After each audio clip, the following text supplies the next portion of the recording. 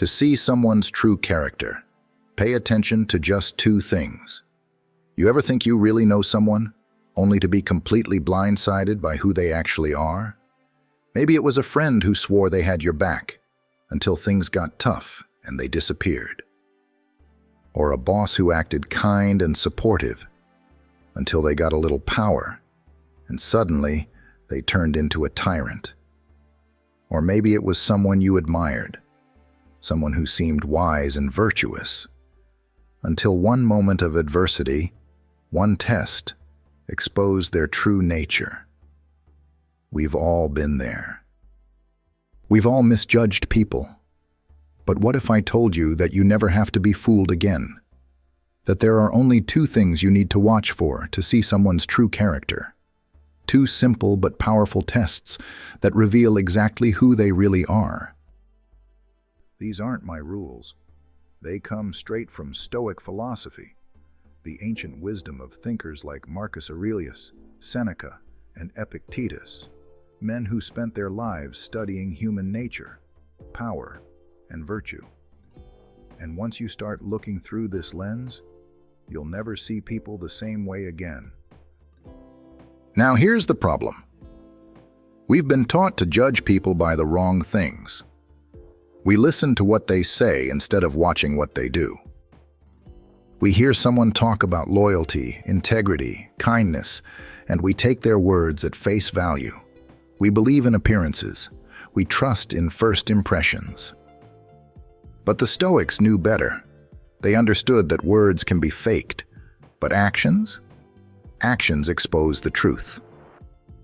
And the truth is, there are only two moments when a person's mask always falls off. Two tests that reveal someone's real nature. How they handle adversity. And how they treat the powerless. That's it. That's the whole secret. Because in these two moments, there's nowhere to hide. You can't fake virtue when you're under pressure. You can't fake kindness when there's nothing to gain. So in the next few minutes, we're going to break down exactly why these two tests matter, what Stoic wisdom teaches us about them, and, most importantly, how you can use this knowledge to see the truth about the people in your life. Let's get into it. Number 1. Why we misjudge people. Let's be honest. Most of us think we're pretty good at reading people. We trust our instincts.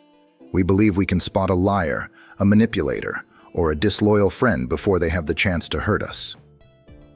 But if that were true, why do so many of us still get blindsided? Why do we put our faith in people who betray us? Why do we keep making the same mistakes, trusting the wrong ones, and doubting the right ones? It's because we're looking at the wrong things. We focus on charm, on words, on surface-level kindness. We assume that a friendly smile means a good heart, that a confident leader must be competent, that someone who says all the right things must have good intentions. The Stoics understood this flaw in human nature thousands of years ago. They knew that people are not always who they appear to be. And they taught that true character isn't found in words, it's found in action. The illusion of words versus actions. Think about the most deceptive people in history, the corrupt leaders, the con artists, the ones who fooled thousands, even millions. What did they all have in common? They were good with words. They knew exactly what to say to earn trust, to gain loyalty, to create an image of themselves that wasn't real. But no matter how carefully they crafted their image, their actions eventually exposed them.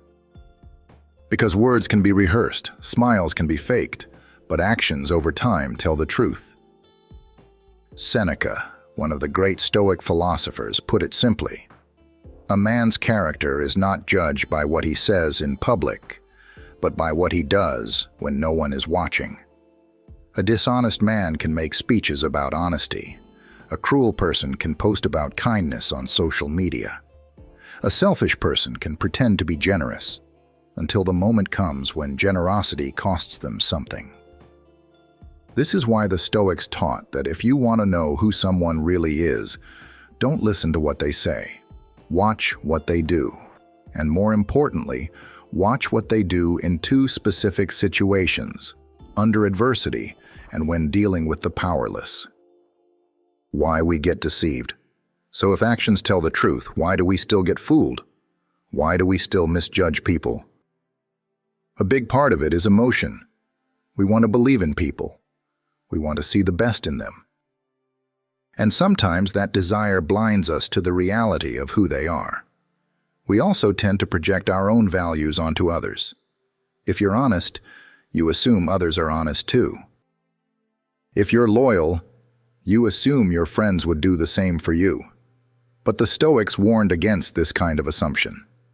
Marcus Aurelius, one of the most powerful emperors in history and a devoted Stoic, constantly reminded himself, expect nothing from others. Expect everything from yourself. He knew that not everyone shared his values, and he trained himself to see people as they were, not as he wished they were. And then there's social conditioning. From a young age, we're taught to be polite, to say the right things, to put on a good face for the world. This isn't necessarily bad, it helps society function. But it also means that people become very good at hiding their true selves. The only way to see past the illusion is to observe people when they can no longer control the narrative. When life forces them to reveal who they really are. And that's exactly what we're about to get into. The Stoic perspective on judgment. The Stoics weren't interested in gossip or shallow judgments. They didn't waste time analyzing someone's personality based on small talk or social status. They believed in objective observation.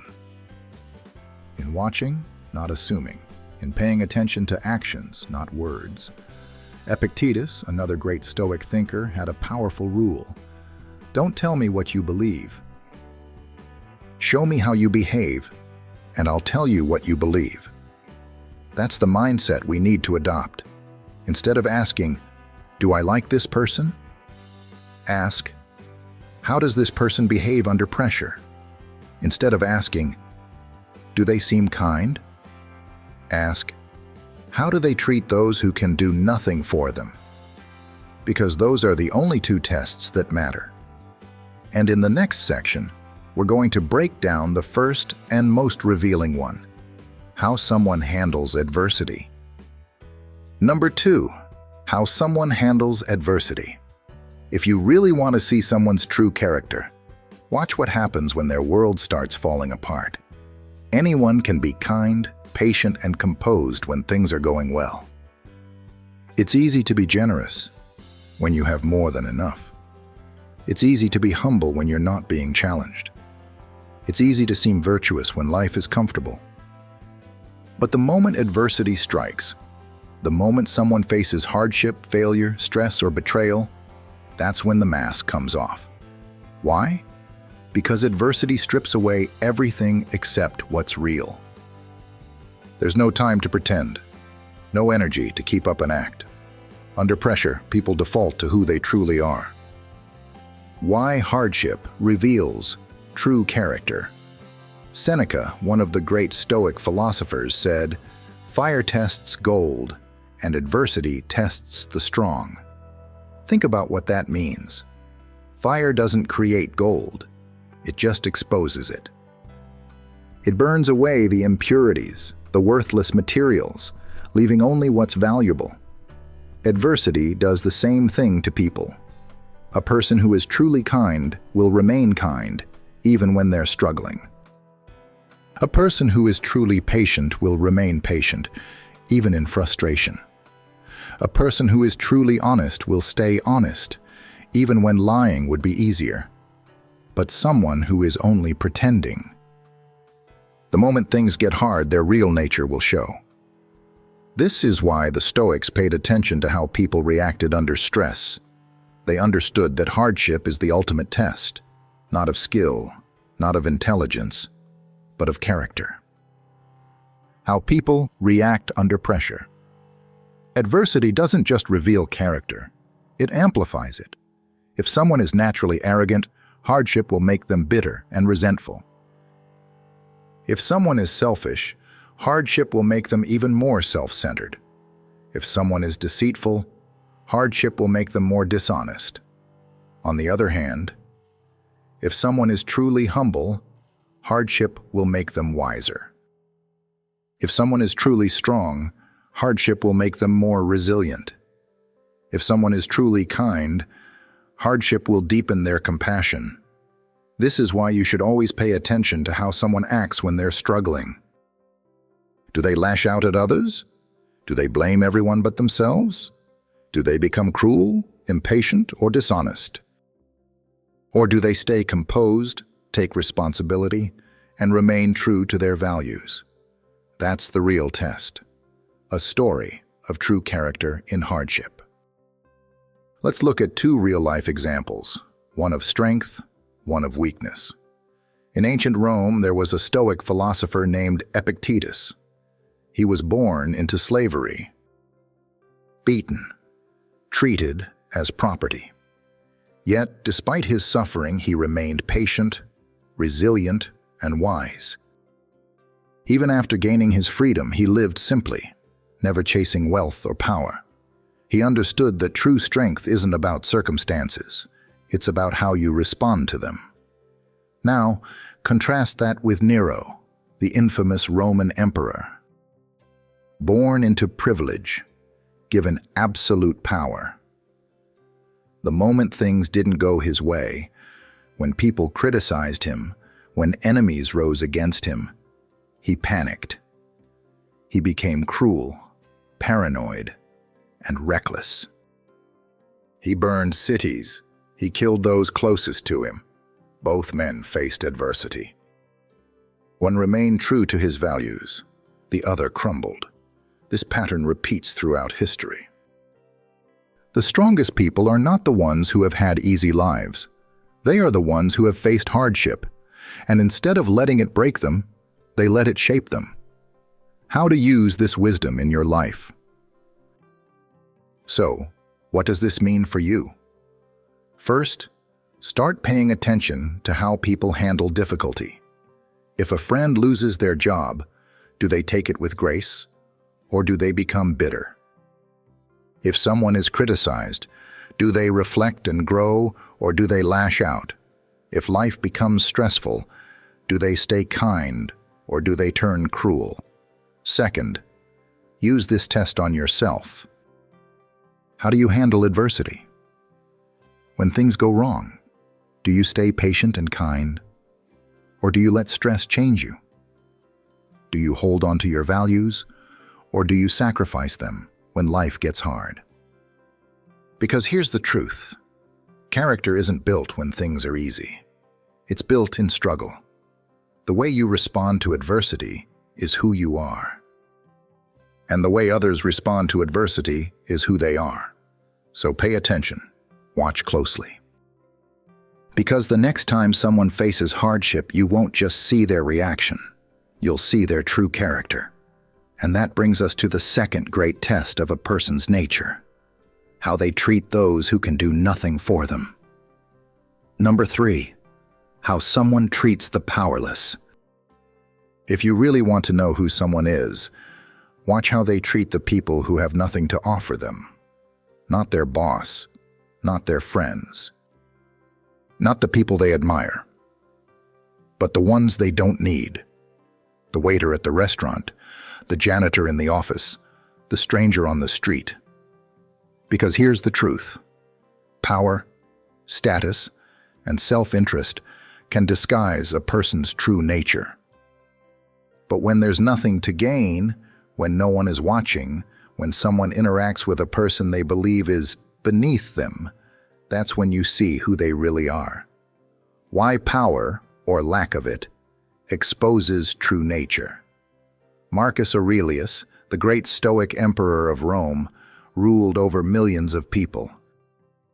He had unlimited power, but despite this, he reminded himself daily, "You are just a man, like anyone else." He understood something that most people don't. Power isn't a privilege. It's a test. And the way a person uses power, or the way they treat those with less power, reveals their deepest values. Because when someone has no authority, no influence, and no status, they have nothing to offer in return. There's no reason to be kind to them unless kindness is genuine. If a person only respects those above them but disregards those below them, their kindness is not real. It's just strategy. The smallest interactions reveal everything. You don't have to wait for someone to gain power to see their true nature. You just have to watch how they act in the everyday moments most people overlook. Do they say thank you to the cashier? Do they acknowledge the janitor in their building? Do they treat a struggling stranger with dignity, or do they ignore them? Do they show patience to a new employee, or do they look down on them? These tiny moments tell you more about a person's character than hours of conversation ever will. Because when someone is rude, dismissive, or cruel to people they don't need, it's not a mistake. It's not just a bad day. It's a reflection of their true self. The Stoic view on power and virtue. The Stoics believe that power, at any level, should be used with wisdom and responsibility. They saw arrogance, cruelty, and disrespect as signs of weakness, not strength. Epictetus, once a slave himself, said, "The true measure of a man is not how he treats his equals, but how he treats those beneath him." And Marcus Aurelius constantly reminded himself, "Be strict with yourself, but gentle with others." Why? Because it's easy to be harsh. It's easy to use power to dominate. But real strength, true character, shows in patience, humility, and the ability to treat everyone with respect, regardless of their status. Examples of power unmasking character. Let's look at two different kinds of people. Person A. They're charming, confident, and say all the right things. But when the waiter gets their order wrong, they snap. When a customer service worker makes a mistake, they belittle them. They treat their boss with respect, but speak down to those below them. Person B. They don't seek attention, but they always treat others with kindness. They are as polite to the CEO as they are to the intern. When they see someone struggling, they help without expecting anything in return. Who do you think has stronger character? The first person may seem impressive at first, but their real nature is exposed in the way they treat those who can't fight back. The second person.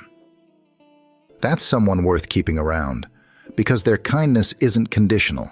It's part of who they are. What this means for you. So how can you apply this wisdom? First, watch how people treat the powerless. Notice how they talk to service workers, employees, strangers. Pay attention to how they act when they have the upper hand. Do they treat all people with dignity, or only those who can help them? Second, turn this test on yourself. Do you treat people with respect, even when there's no advantage to it? When you have power, whether it's in your job, social life, or relationships, do you use it to lift others up, or just to benefit yourself? Are you only kind when it's easy, or when it matters most? Because in the end, the way you treat the powerless says everything about the kind of person you truly are. And now that we've explored the two great tests of character, adversity and power, the real question is, what do you do with this knowledge? That's what we're going to talk about next. Number 4, how to apply this wisdom in daily life. Now that you know the two great tests of character, how someone handles adversity and how they treat the powerless, you have an advantage that most people don't. You can see beyond words, beyond appearances, beyond the surface-level image people try to present. But knowledge alone isn't enough. You have to apply it. So, how do you use this wisdom in your everyday life? How do you make sure you're surrounding yourself with people of integrity? And most importantly, how do you make sure you are living by these principles? How to observe these two indicators. Start paying close attention to people, not just to what they say, but to what they do. Watch them in situations where their true nature has a chance to come out. When life gets difficult, do they stay composed? Or do they crumble into anger, blame, and dishonesty? When they interact with someone who has nothing to offer them, do they show respect? Or do they act superior? You don't have to analyze every little thing a person does, but over time, patterns will emerge. A person's true nature is not revealed in one moment. It's revealed in how they act consistently across different situations. And when you start paying attention, you'll begin to notice things you never saw before. What to do once you see the truth. Once you start seeing people for who they really are, you'll have some decisions to make. If someone repeatedly fails these two tests, if they crumble under pressure or treat the powerless with disrespect, then ask yourself, is this someone I want in my life? If a friend only supports you when it's easy but disappears when things get hard, is that really a true friend? If a leader can't handle stress without becoming cruel or dishonest, are they someone worth following? If a person treats service workers, employees, or strangers poorly, can you really trust them to be a good person behind closed doors? The Stoics were not cynical, but they were realists. They believed in treating others with kindness, but they also believed in choosing wisely when it came to relationships. Seneca put it perfectly: associate with those who make you better. And if you must be around those who don't let them change you. Let your example change them. You don't have to be rude. You don't have to call people out or try to fix them, but you do have the power to choose who you invest your time and energy in. How to apply this to yourself. This wisdom isn't just about judging others. It's about improving yourself. Ask yourself, if someone were observing me, what would they see? When I face adversity, do I stay composed, or do I let stress turn me into someone I don't want to be? When I interact with people who have nothing to offer me, do I treat them with the same kindness I would give a friend? Do I live by my values even when it's hard, or only when it's convenient? The goal is not to be perfect. The Stoics never demanded perfection. But they did demand awareness, the ability to recognize where you can improve, and the discipline to work on it. Marcus Aurelius reminded himself every day, waste no more time arguing about what a good man should be. Be one. It's easy to judge others. It's harder to look in the mirror and ask, am I passing my own test? And that's where real growth begins. Conclusion: a new way to see people. So, let's bring it all together. If you want to see someone's true character, don't listen to their words. Don't be fooled by appearances. Watch for two things. 1. How they handle adversity.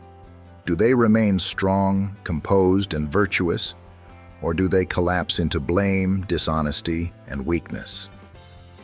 2. How they treat the powerless. Do they show kindness and respect even when there's nothing to gain, or do they reveal arrogance and cruelty? These two tests will tell you everything you need to know about a person. And now that you know them, you have a choice. You can keep walking through life, trusting blindly, hoping for the best. Or you can start seeing clearly, choosing your relationships wisely, cutting out toxic people, and most importantly, holding yourself to the highest standard. Because in the end, the only character you truly control is your own. So don't just look for these two signs in others. Live by them yourself. Because one day, someone else might be watching you to see if your character is real. And when that moment comes, make sure you pass the test.